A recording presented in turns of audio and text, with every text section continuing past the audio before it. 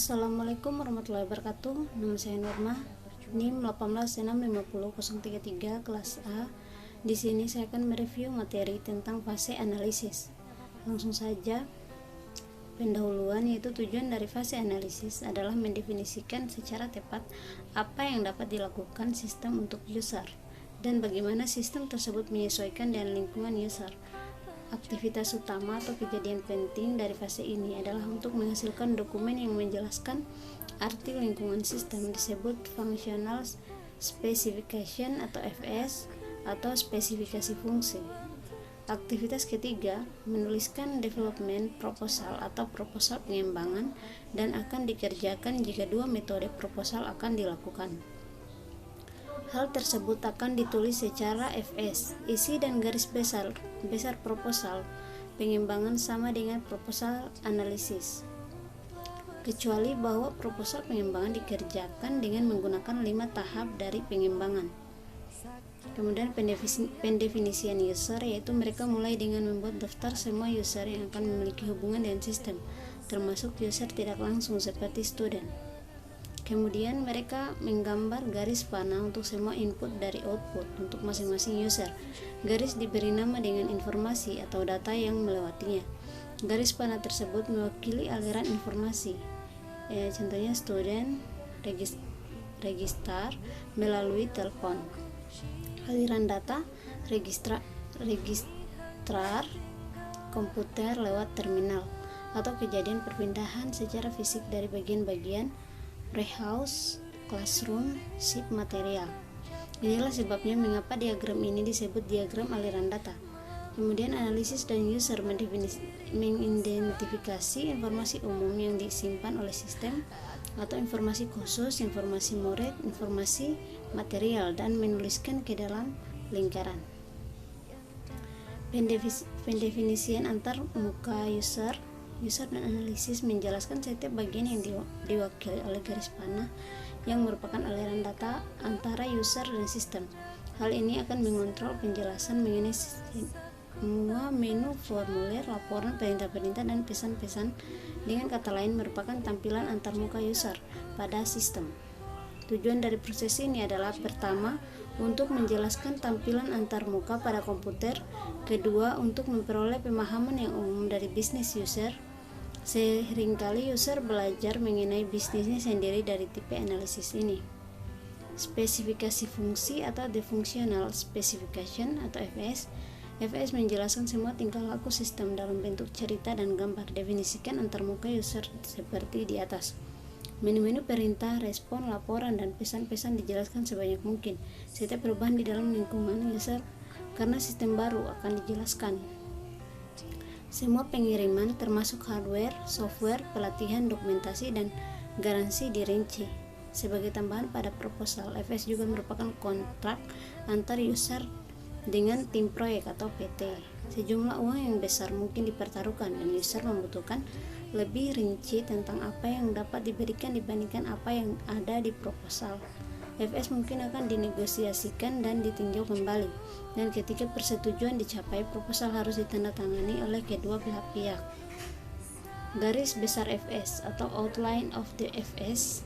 Yang pertama, judul halaman, title page, judul fungsi, spesifikasi, nama sistem, pembuat, dan tanggal. Jangan lupa nomor versi. Dokumen ini akan direvisi. Yang kedua, daftar isi, table of contents, nama bagian. Berikut nomor halaman. 3. Gambar sistem atau ikhtisar sistem atau system overview, menjelaskan sistem yang akan dibuat. Ingatlah bahwa FS adalah dokumen teknik yang ditunjuk untuk pembaca non-teknis atau user. Cara terbaik untuk menjelaskannya dengan menggunakan gambar. Yang keempat, yaitu tujuan utama, major objective. Buatlah daftar tujuan sistem. Hubungkan masing-masing ke modul utama. Contohnya, inquiry akan menjawab pertanyaan seperti berapa banyak murid yang mendaftar kursus. Kemudian yang kelima, kebutuhan khusus sistem atau special system requirements. Bagian ini menunjukkan kebutuhan-kebutuhan sistem seperti jaringan, kesesuaian, keamanan, ketahanan, dan kemudahan dalam menggunakan sistem.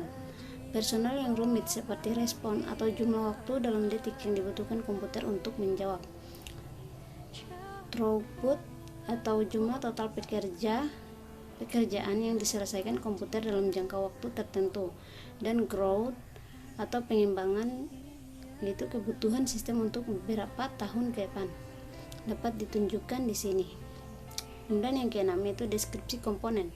Komponen description, bagian ini menjelaskan secara detail masing-masing isi kotak. Yang ketujuh, pengiriman yang lain atau other deliverables. Dokumentasi menyatakan jumlah dokumen yang dihasilkan, pembaca yang diharapkan, dan kegunaannya. User guide sebaiknya menyediakan dua tujuan: pertama sebagai alat pembelajaran, kedua sebagai referensi dengan petunjuk seluruh perintah dan pesan yang akan disajikan secara alfabet. Yang kedelapan, perubahan spesifikasi. Specification change. Perubahan FS mungkin menyebabkan perubahan ke seluruh item-item yang lain, yang menyebabkan biaya menjadi mahal dan penundaan waktu pengiriman. Perubahan harus diminimalkan. Yang kesembilan, penerimaan atau acceptance. Salah satu masalah terbesar dalam dunia software adalah user kadang-kadang enggan untuk menerima dan membayar sistem tersebut. Oleh karena itu, dalam FS kita rinci metode penerimaan dan mengakhirinya dengan baik. Yang ke-10, user dan interface tim proyek. User and project teams interface. User dan tim proyek harus saling berkomunikasi pada level teknik maupun manajemen. Kebutuhan secara teknik dari user diperlukan saat tim proyek memerlukan jawaban yang cepat dan akurat berbagai pertanyaan yang bersifat teknik. Berbagai pertanyaan ini tidak selesai hanya pada fase analisis. Yang ke-11, tanggung jawab user atau user responsibilities untuk menghemat uang dan waktu. Atau jika user berharap dilibatkan lebih banyak, tim proyek mungkin meminta kepada user untuk mengerjakan tugas-tugas proyek seperti menyediakan data test, menulis user guide, atau bahkan merencanakan acceptance test. Kemudian yang ke-12 yaitu istilah kondisi dan asumsi atau terms, condition, and assumptions. Buatlah daftar aturan baru dan kebijaksanaan yang harus dipatuhi semua orang. Teknik penulisan untuk pembaca non-teknis atau technical writing for the non-technical reader. Untuk menulis FS yang baik memang sulit sekali. Jika FS menjelaskan sebuah sistem teknis, maka disebut dokumen teknis, tetapi FS ini ditulis untuk pembaca non-teknis. Tulislah dari sudut pandang user. Gunakan terminologinya. Untuk itu Anda harus mempelajari bisnis user dan bahasanya. Alasan terbesar yang menyebabkan kesalahan pengertian dokumen adalah kata-kata yang memiliki dua arti. Hal yang sama, hindari janji-janji yang sulit dilakukan. Kegunaan lain untuk spesifikasi fungsi yaitu other uses for the functional specification. FS yang baik dapat digunakan untuk memperkenalkan proyek kepada anggota tim proyek yang baru.